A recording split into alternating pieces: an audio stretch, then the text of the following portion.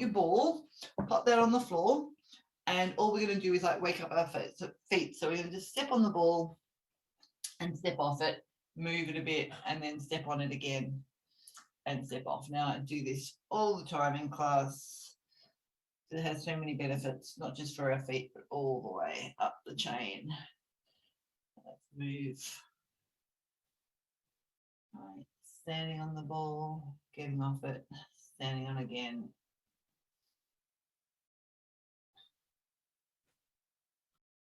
How many different places can you step on the ball, or different ways can you step on the ball?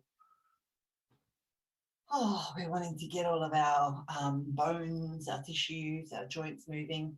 How many people have had something called like plantar fasciitis, right? Like an inflammation or a tightening of all the tissues underneath your feet. It can be quite painful, and specifically if you get out of bed in the morning, you put your feet down and you go to walk, it's like, oh, my feet, they're so tender.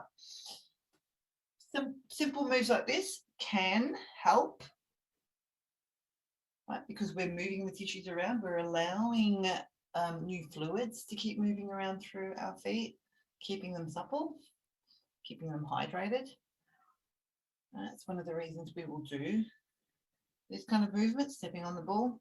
I'm being pretty random here, the way I'm stepping on the ball. I'm not being methodical at all. You can absolutely be methodical with how you stand on it all over the foot, but I'm just sort of stepping on, putting my weight on and stepping off, or just you can stomp on the ball a little bit like that.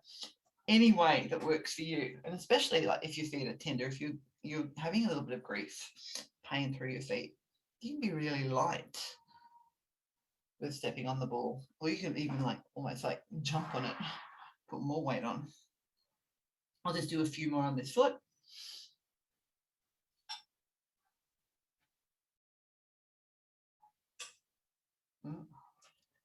And then I'm going to step off, do a quick comparison of my 2 feet, and I'll go straight into the other one. So let's take the other foot. Oh, I've got a doggy on the move. You can't see him just yet, but we've got a dog next door. I think he's crying. Dog's here going, what's going on? All right, so I've changed feet now and I'm stepping on the ball again and off and on and off. Wanting to see or not see, feel the sensations that come up from this. This is a great little move. You can do this every day. It wouldn't harm you to be stepping on a ball, moving around on your feet like this on a daily basis. In fact, it would do you good.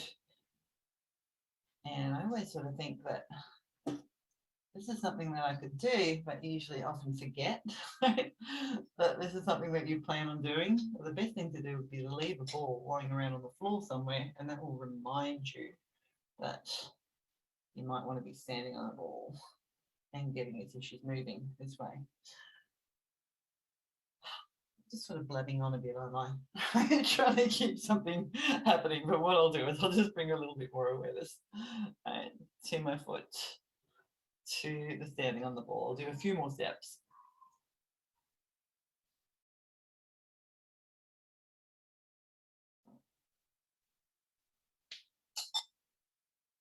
Okay, and then step off.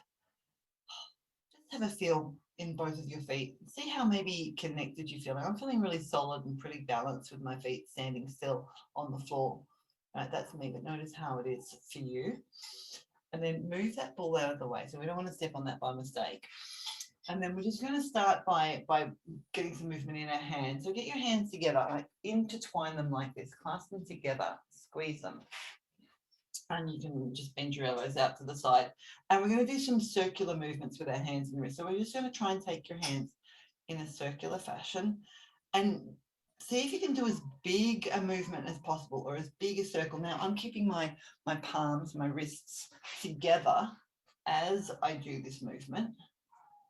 I'm circling around. Oh, I'm getting a little bit of clicking in my fingers and in my knuckles. So find the movement. So that little clicking is okay. They're just things, the tissues moving around, maybe the tendons flicking over the bones. All right, I'm doing as big a movement as I can possibly do. So I've got to keep it relatively slow to feel that movement.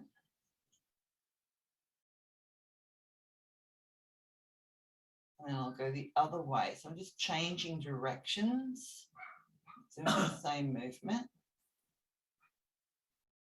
It's interesting. I was doing this before, having a play around with what I was going to do today, and I wasn't getting all this clicking, and now I am. But that's, like I said, that's fine. I'll do 2 more circles.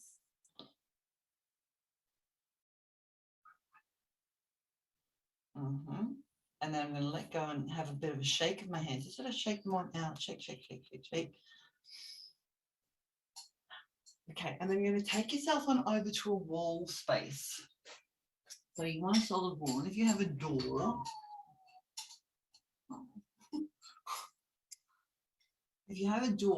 make sure your door is the one that's going to open into the room rather than out of the room, because you don't want someone coming in and you falling through it.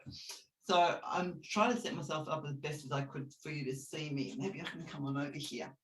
So you want to stand with your feet about an arm's distance away from the wall. Spread your hands on out and put them on the wall. I'll stand here with my cupboard in front of me. It's not ideal, but anyway, I can do it. And your feet a little bit away. So you can just lean on into the wall. See if you can outstretch your arms. Spread your fingers out. So my hands are about shoulder height. And all I'm doing, right, my feet are further away. See how my feet are further away than my shoulders?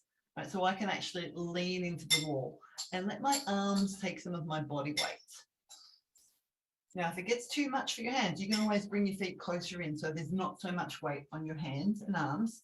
And I'm just allowing my hands to support my whole body. And what I'm trying to do is reach into the wall.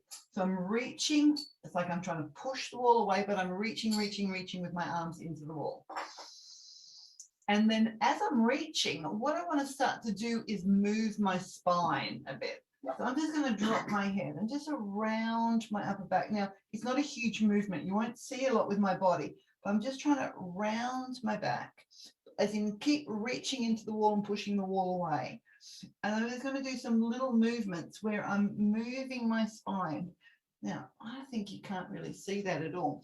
So what's happening is while I'm pushing the wall away, I'm kind of, I'll exaggerate here. I'm sort of moving my back. I'm doing something like rounding and wiggling around a little bit. So again, there's no right way or wrong way of doing this. I'm leaning into the wall, pushing it away, and just trying to get some movement into my spine.